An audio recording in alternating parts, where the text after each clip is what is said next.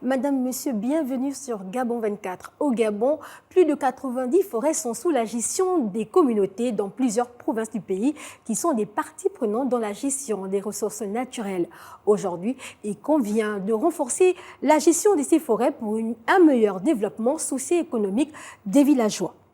Dans le cadre de ce plateau spécial sur la gestion des forêts communautaires, je reçois pour vous Aline Kendall Eyong Tsonga, la présidente de la Fédération des forêts communautaires du Gabon. Merci d'avoir accepté l'invitation de Gabon 24 et bienvenue. Merci à vous. Alors, une forêt communautaire est une forêt gérée de manière collective par les populations vivant dans une localité. Au Gabon, comment une communauté devient propriétaire d'une forêt ? Merci de m'avoir donné cette occasion de venir m'exprimer ici. La gestion de forêts communautaires au Gabon est un grand problématique. Parce que lorsque le ministère des Eaux et Forêts a mis en place cette partie, je ne sais pas comment appeler ça, la forêt communautaire en un mot, on n'a pas pris le temps d'informer les communautés. On n'a pas pris le temps de sensibiliser les communautés. On a juste été mis au courant qu'il fallait qu'on se regroupe en association d'abord, qu'on constitue une association et ensuite on sollicite la forêt communautaire. Le mode de gestion, comment ça, la répartition des tâches, on ne nous a jamais formés, jamais informés ni rien. Alors justement, on va y arriver aux problématiques liées aux forêts communautaires. Vous revenez de Bifoun sur la Nationale 1. Quel état de lieu on peut faire des forêts communautaires dans votre localité? Ça, c'est une très bonne question. Je suis membre du bureau exécutif de la forêt communautaire Ban Badimbo. À ce jour, nous sommes en convention définitive. C'est la question aussi que je me pose. Et nombreux sont les responsables même des forêts communautaires qui se posent la même question. Parce qu'il est difficile de faire un état de lieu des forêts communautaires. Il est vraiment très difficile, que ce soit ceux qui sont en convention définitive, ceux qui sont en fonction, en activité, ou ceux qui sont en réservation cartographique. Alors, qu'est-ce qui emmène toutes ces difficultés? Ce qui amène ces difficultés, après notre petite expertise au sein de la fédération, c'est d'abord le manque d'information. Le manque d'information et la façon dont les responsables de gestion de forêts communautaires sont délaissés par le ministère des Eaux et Forêts. Ils ne sont pas accompagnés, ils ne sont pas outillés. On n'a jamais assisté à un seul atelier de formation en renforcement des capacités de gestion de forêts communautaires, depuis que le processus de forêt communautaire a été mis en place. Alors, outre la partie de, on va dire, le renforcement de capacités liées à la gestion de forêts communautaires, qu'est-ce qui vous manquerait pour pouvoir être autonome dans la gestion de ces forêts? D'abord, l'accompagnement technique du ministère des Eaux et Forêts et toutes les administrations qui ont la charge des forêts communautaires. Parce qu'il y a un grand problème, le manque de financement. Il y a le processus d'obtention de conventions de forêts communautaires est très long. La loi concernant les forêts communautaires, elle pèse. Les charges sont trop lourdes pour les communautés qui n'ont même pas de moyens. Au fur et à mesure, on va détailler un peu étape par étape. Alors, j'ai bien envie de vous poser cette question. Vous dites que vous n'avez pas de moyens. Alors, comment vous arrivez à gérer tout un patrimoine naturel sans formation, sans connaissance déjà du bien que vous avez? Voilà la bonne question à poser normalement. C'est pourquoi la raison pour laquelle nous avons décidé, nous les responsables de gestion de forêts communautaires, avons décidé de créer une fédération. D'abord, dans un but qui est un partage d'expérience entre nous. Plus que nous sommes abandonnés par l'administration, nous prenons les choses en main nous-mêmes. Nous allons d'abord avoir des échanges d'expérience entre nous et ensuite aller vers des partenaires, aller vers l'administration pour lui rappeler quel est le devoir de l'administration envers les communautés. Est-ce que vous-même, vous savez quel est le devoir de l'administration vis-à-vis de vous? Bon, du peu que je sais, au risque de m'aventurer dans un domaine où je ne maîtrise pas parce que je ne le fais pas, j'aime bien qu'on pose la question à la personne concernée. Du peu que nous savions, nous savons que le ministère des Eaux et Forêts a le devoir d'accompagner les communautés dans le processus de création jusqu'à l'obtention de la convention définitive. Maintenant, s'ils étaient là, ça me ferait plaisir de leur poser la question moi-même aussi. Alors, vous, dans votre cas, comment vous êtes pris pour arriver à valoriser votre communauté, votre forêt communautaire? Déjà, comme je le disais, lorsqu'on crée l'association, ensuite, on finit au ministère de l'Intérieur, on va à la demande de création de forêts communautaires, on finit certaines étapes, on arrive à la réservation carto, après pour passer de la réservation cartographique à la convention provisoire, il faut entreprendre des travaux. Et c'est ça qui fait en sorte que le projet forêt communautaire échoue, parce que les communautés se retrouvent surendettées. Ici, au sein de la fédération, j'ai fait un bilan. On a près de 40% des forêts communautaires qui sont surendettées, qui n'ont même pas la convention définitive, ni la convention provisoire, parce qu'il faut réaliser ces travaux, qu'on prend des cabinets, puisque le ministère nous dit à chaque fois que le ministère n'a pas d'argent. Donc, on va vers les cabinets. Moi, je pourrais dire qu'on nous pousse vers les cabinets sans pourtant le dire ouvertement, parce que dès lors qu'on vous dites à votre enfant qui vient vous dire « Maman, j'ai faim », vous lui dites « Allez manger dehors, je n'ai pas à manger ». Ça veut dire quelque part que vous l'envoyez quelque part sans pourtant, et en même temps en revoquant la responsabilité. Donc on se rabat vers des fermiers, des opérateurs économiques. Il y en a qui sont peu scrupuleux parce qu'il y a un grand problème aussi au sein des forêts communautaires. La plupart des présidents, ils n'ont pas, il y a d'autres qui ne savent même pas lire et écrire. Justement, vous avez évoqué le fait que le ministère ne vous accompagne pas. Est-ce que vous, en tant que présidente de cette fédération, vous avez écrit, vous êtes allé faire des demandes d'audience pour plaider la cause des communautés? D'accord. Cette fédération a eu... nous avons pris la décision lors de la remise des précédentes décisions à la présidence avec l'ancien régime, d'où nous est venue l'idée, vu la manière dont on a toujours été traité. On a eu l'idée de se regrouper. Pendant 6 mois, on travaillait d'abord sur un forum. Après, on a décidé de créer cette fédération. Depuis le 4 novembre 2023, on a déposé les demandes de légalisation au ministère de... On a suivi le processus comme on connaît à travers les associations. Oui, j'ai écrit au ministère des Eaux et Forêts concernant cet atelier de formation que nous comptons organiser. Nous avons omis au ministère le besoin d'être formés parce que nous savons que l'évolution du pays, ça touche toutes les tranches de la société. Et les communautés, le réchauffement climatique, les premiers impactés sont les communautés villageoises que nous sommes. Donc, nous avons décidé de prendre nos responsabilités en main et de vouloir bien gérer nos forêts communautaires. Nous avons écrit, moi en tant que présidente, j'ai adressé un courrier, j'ai l'accusé réception ici, j'ai adressé un courrier adressé au ministre en demandant l'appui technique pour cet atelier de formation. On a essayé de changer la direction des forêts communautaires. C'est 1 semaine avant l'organisation qu'on a reçu le retour du ministre qui nous disait qu'il ne pouvait pas nous appuyer parce que le ministère de l'Intérieur ne nous avait pas encore donné le récépissé provisoire de la fédération. Mais là, on parle des associations qui sont des entités juridiques reconnues. Et justement, là, vous parlez dans le cadre de l'atelier. Moi, je vous parle de manière générale. Lorsque vous avez constaté que les forêts communautaires sont mal gérées par les communautés, est-ce que vous avez fait des doléances, vous avez fait des demandes pour être accompagnés? Et quels sont les retours que vous avez eus des administrations concernées? Déjà, les forêts communautaires, je ne dirais pas qu'ils sont mal gérées par les communautés parce qu'on gèle mal, c'est quand on connaît la gestion dont on refuse d'en faire bon usage. Les communautés se débrouillent tant mieux que mal. Oui, chaque responsable des forêts communautaires s'adresse au ministère des Eaux et Forêts à chaque fois. S'il y avait la possibilité même d'inviter quelques-uns, où on peut faire un plateau, où on peut inviter certains présidents de forêts communautaires, ils vous diront le calvaire qu'ils subissent concernant cette histoire de forêts communautaires. La réalité est qu'on se retourne toujours vers notre ministère de tutelle, mais qui ne fait rien. Alors, les forêts communautaires, on sait que ce sont des communautés qui se regroupent pour gérer une forêt. Comment on bénéficie d'une forêt pour votre cas? Pour notre cas, nous nous sommes constitués plusieurs villages. Nous avons 5 villages regroupés. Et nous avons fait la demande, comme tout le monde, pour avoir la gestion de la forêt communautaire. Et on nous a donné le processus à suivre au ministère des Eaux et Forêts. Donc, il y a quand même des échanges avec le ministère des Eaux et Forêts. Il y a quand même des échanges, oui, il faut le reconnaître. Il y a quand même des échanges, mais le quand même ne constitue pas un pays. Vous fustigez le fait que vous n'ayez pas de l'accompagnement dans la gestion des forêts, ou bien la lourdeur administrative qui concerne tout ce qu'il y a comme documents à fournir pour une meilleure gestion de vos forêts. La lourdeur, ça oui. Si on pouvait revoir la loi concernant les forêts communautaires, cela nous allégerait parce que les communautés n'ont pas des moyens.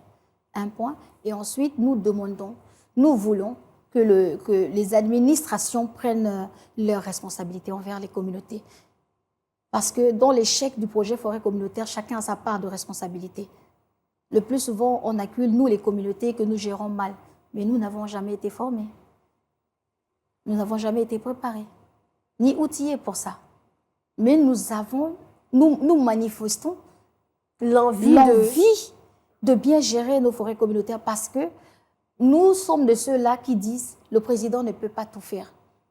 Si on nous donne la chance de développer nos localités à travers les forêts communautaires, mais qu'on nous accompagne, qu'on nous explique le processus, comment faire, qu'on organise des ateliers de formation, comme la Fédération des forêts communautaires du Gabon n'est pas là pour aller en guerre avec qui que ce soit, par exemple, c'est pour essayer de résoudre un peu tous ces problèmes.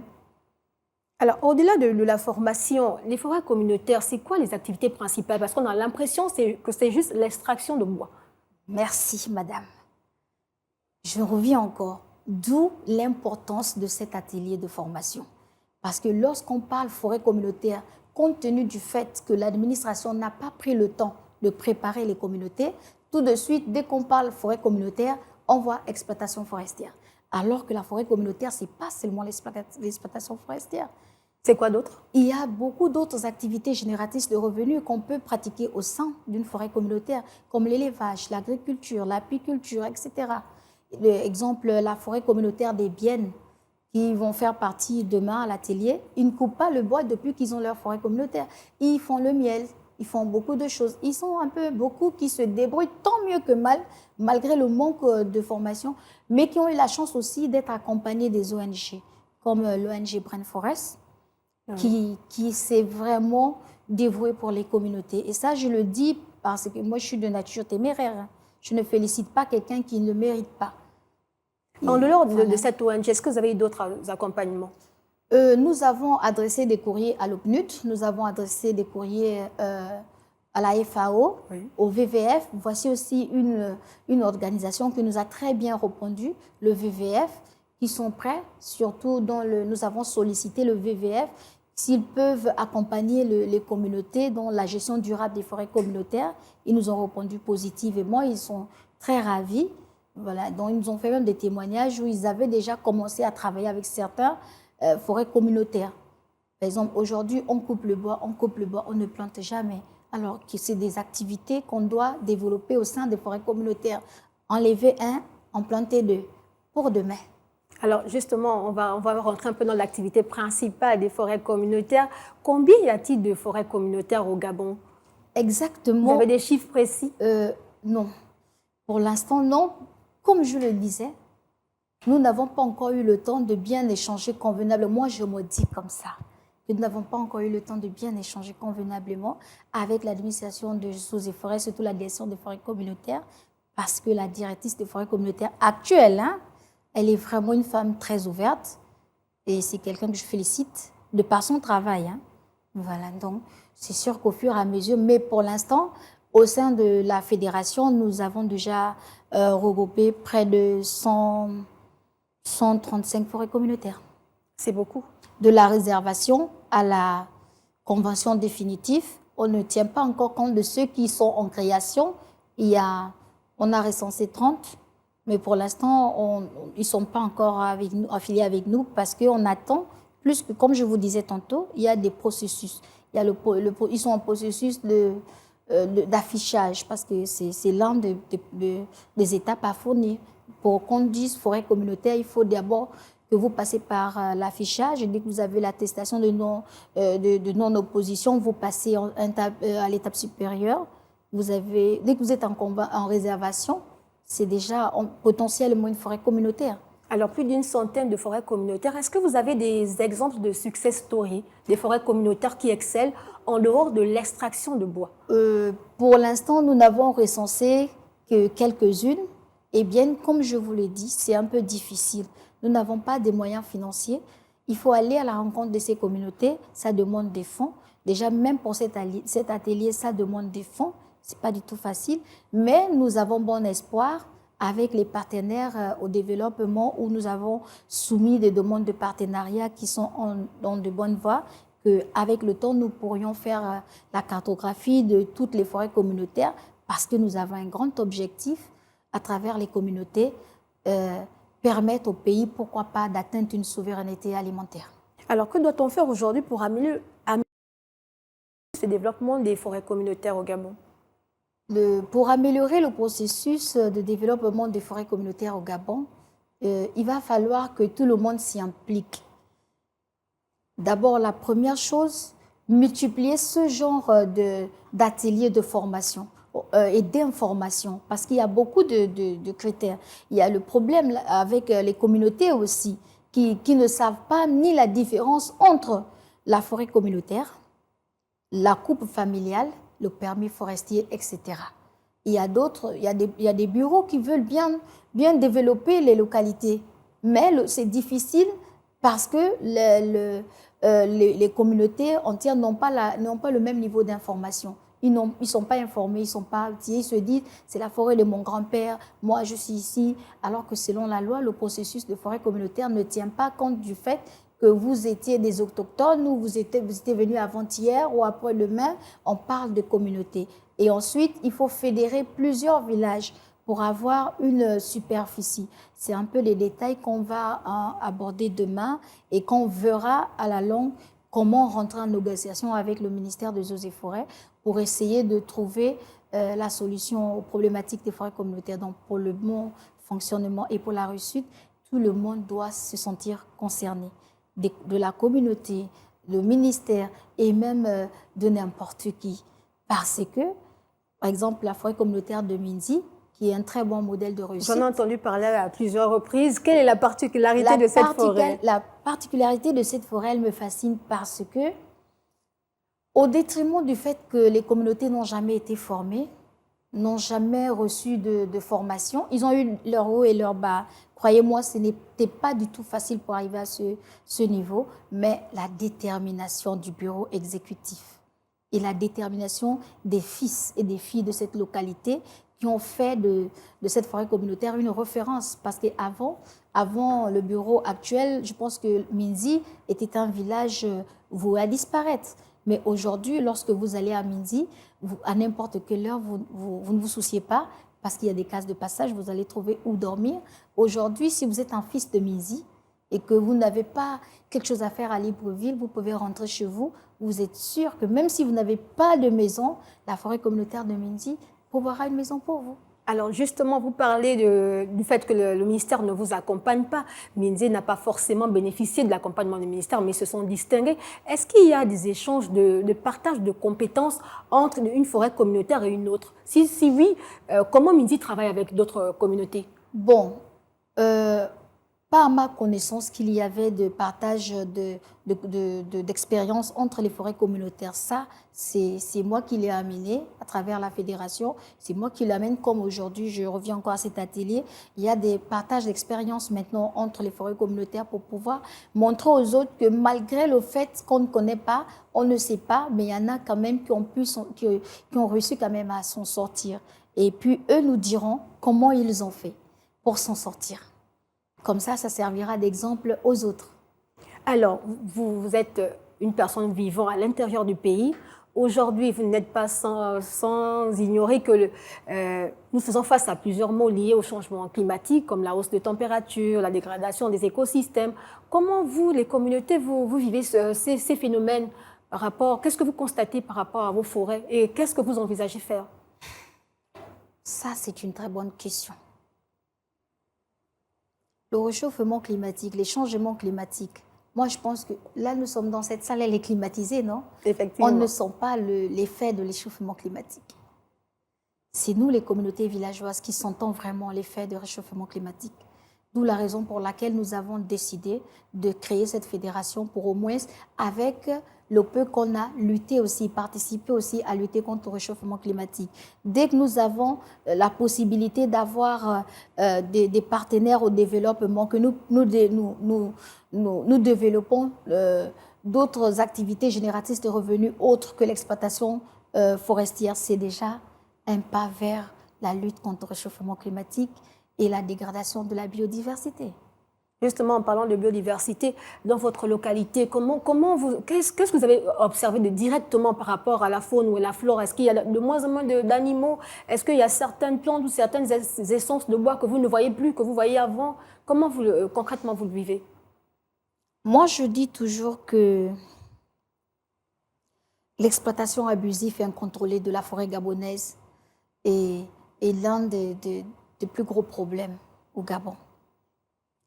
Oui, forcément, lorsque le système forestier est perturbé dans son équilibre, ça perturbe aussi l'équilibre animalier. Donc, on se rend compte qu'il manque des animaux qui disparaissent, la quantité devient moins. Et ensuite, je n'ai pas envie d'y arriver, mais je pense que je vais y arriver. Je pense que l'une des premières conséquences, c'est l'envahissement des pachydermes. C'est aussi un problème. Le conflit homme-éléphant. Le conflit homme-faune, là. Je pense que c'est l'une des conséquences du réchauffement climatique et de la perturbation de la biodiversité ou l'exploitation abusive de la forêt. Je me dis, oui, nous, dans les communautés, nous remarquons. Moi, par exemple, je fais de l'agriculture. J'ai laissé l'école pour m'occuper de mes frères. Comme source de revenus, j'ai fait l'agriculture. C'est vrai, avant la fédération, je travaillais dans le secteur privé que j'ai démissionné pour pouvoir me consacrer à l'épanouissement des communautés. Actuellement, c'est difficile pour nous, les agriculteurs qui faisons l'agriculture de subsistance, qui n'avons pas de matériel. Nous comptons sur le changement des climats, etc., sur les températures. Alors, le réchauffement climatique est un grand problème parce que les cultures ne produisent plus comme avant. Actuellement, hier, quand tu plantais le maïs, au bout de 2 mois, tu pouvais récolter. Mais aujourd'hui, tu n'atteins même pas le quart de ce que tu plantes. C'est justement les effets du changement climatique. Les effets du changement climatique. Qui touchent particulièrement l'agriculture vivrière. Oui, on se rend compte qu'il y a surtout notre zone à Bifoun, nous avons un grand problème en addition d'eau. On n'a quasi pas d'eau potable. On n'a quasi pas d'eau potable, donc c'est à base des puits, des rivières. Donc, il y a 2 ans, 3 ans, moi je puisais l'eau derrière ma maison, j'avais un puits. Aujourd'hui, je suis obligée d'aller à 5 km pour avoir de l'eau potable avec mes petits-enfants. Ça, ce sont les effets du réchauffement climatique. Justement, on va revenir aux forêts communautaires. Aujourd'hui, on parle de gestion durable des écosystèmes, des forêts. S'il fallait avoir une stratégie de gestion durable des forêts communautaires du Gabon, quelle serait votre proposition? Je me réserve cette question pour demain parce que c'est l'une. Et pourquoi pas aujourd'hui? Parce que c'est l'une des thématiques que je compte animer demain à l'atelier de formation. Donc je vais garder l'exclusivité. On pourrait avoir quelques billes quand même? Non, désolée. D'accord. Alors aujourd'hui, entre gestion de forêts communautaires, mauvaise gestion des forêts communautaires, manque de formation, gestion financière chaotique, que faut-il faire pour que les communautés villageoises puissent bénéficier amplement des avantages liés aux ressources naturelles des forêts? Merci. La question que nous tous nous posons et à laquelle nous restons accrochés. Premièrement, je pense qu'il faut revoir la loi, les lois en matière d'attribution de forêts communautaires. Il faut alléger ces lois. Moi, je pense que c'est le moment de la transition. On parle de la restitution des institutions. Et je pense qu'il faut revoir aussi la loi concernant la loi d'attribution concernant les forêts communautaires parce que les charges sont trop lourdes. Le processus est trop lent. Il y a une forêt communautaire qui a instruit son dossier depuis il y a 10 ans. C'est à peine l'année passée qu'ils ont eu la décision de réservation qui est la première étape. Il leur manque les travaux préliminaires. Il y a trop de choses. Si on vous dit combien ils ont déjà dépensé, vous ne pouvez pas savoir. parfois par manque d'information. Et aussi, nous avons un grand problème. Le bouton qu'on ne touche pas, on évite, mais le temps arrivé de toucher. Les communautés font face, les forêts communautaires en fait, font face à un grand problème. Lequel? Ce manque d'informations qu'ils ont, non seulement en matière de constitution de dossiers et le processus, il y a aussi des mauvais agents des eaux et forêts, il faut l'avouer, qui sont un peu véreux, qui exploitent l'ignorance des communautés. Il y a d'autres qui prennent plaisir à arnaquer, à escroquer les communautés.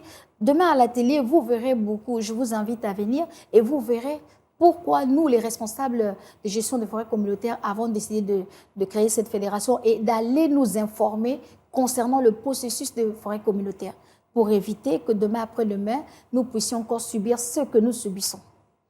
Je vous remercie à vous, Madame Aline Kendall Eyang Tsonga. Je vous rappelle que vous êtes la présidente de la Fédération des forêts communautaires du Gabon. Vous étiez notre invitée à ce plateau spécial qui avait pour thème la gestion des forêts communautaires du Gabon. Merci à vous, Madame, Messieurs, d'avoir été des nôtres. L'actualité en temps continu sur Gabon 24.